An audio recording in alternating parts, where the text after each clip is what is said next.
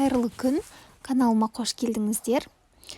Бүгін сіздермен осылай үй жағдайында қытырлық картоп деп жатамыз фриді. Жақсы көрмейтін бала жоқ шығар. Соны үй жағдайында жасайтын боламыз. Мен дүкендерден немесе асханалардан сатып алмаймын. Алмауға тырысамын көбінше. Өйткені қазір білесіздер, бір қайнатылған сумайды екінші рет қайнатуға болмайды. Зиян, тағы да басқа деп жатады. Ал асханаларда белгілі, ол бірнеше рет қайнатылып, бірнеше рет фрилар пісіреді. Сондықтан да ешкімге сенбей, осылай үйден жасап берсеңіздер, тез, әрі дәмді, әрі сенімді болады. Сондықтан да осы видеоны көріп, бірге фри жасайық. Мінекей, бізге ол үшін керек картопымызды жуып тазалап аламыз да, осындай ұзынша етіп бөліктерге бөліп дайындап аламыз. Одан кейін бізге бір 10-15 минутқа тұзға салып қою керек. Крахмалы шыққан кезде фриіміз жұмсақ болып, бір форманы ұстап, дәмді пісетін болады. Одан кейін балаларыңыз сүйсініп тұрып жейтін болады. Екінші дүкеннен немесе асханадан сатып алмайтын боласыздар.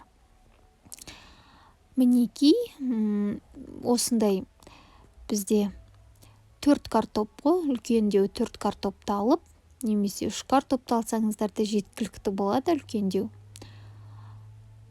бірнеше бөліктерге бөліп алсаңыздар, кәдімгідей біраз фри шығатын болады. Осылай барлығын турап алып біткеннен кейін арнайы ыдысымызды аламыз шұңғыл. Одан кейін үстінен бір ас қасық тұзымызды салып, жақсылап араластырып алатын боламыз.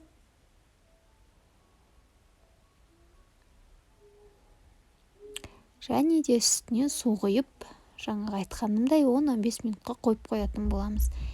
Немесе бір жұмыстарыңызды бітіріп алғанша бір уақытқа қойып қойсаңыздар да ештеңе етпейді. Суық су құйсаңыздар да, жылы су құйсаңыздар да, өз еркілеріңіз. Осылай суларыңызды құйып, картоп батып тұратындай қойып қоясыздар.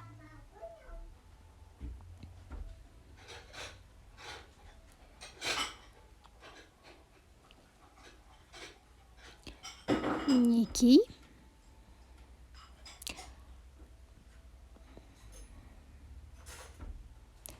Осылай біраз уақыт өткеннен кейін картопымызды арнайы сүлгілерге қойып, жақсылап суын сорғытып кептіріп аламыз. Майымызды алдын ала қыздырып қоямыз да, қызып тұрған майымызға осылай бөліктерге бөліп пісіріп алатын боламыз. 7-8 минутта фриіміз пісіп шығады. Міне көріп тұрғандарыңыздай қызарып, өзі піскені белгілі болады. Осылай қағаздарыңызға төсеп аласыздар. Сол кезде майы сорғытып алады қағаздарыңыз. Және де үстінен ыстық күйінде тұзды сеуіп отырсаңыздар, фриларыңыз дәмді болып шығады. Дүкеннен сатып алудың еш қажеті жоқ. Үйден тез әрі дәмді жасай салсаңыздар болады. Міне дайын. Астарыңыз дәмді болсын. Назарларыңызға көп рахмет.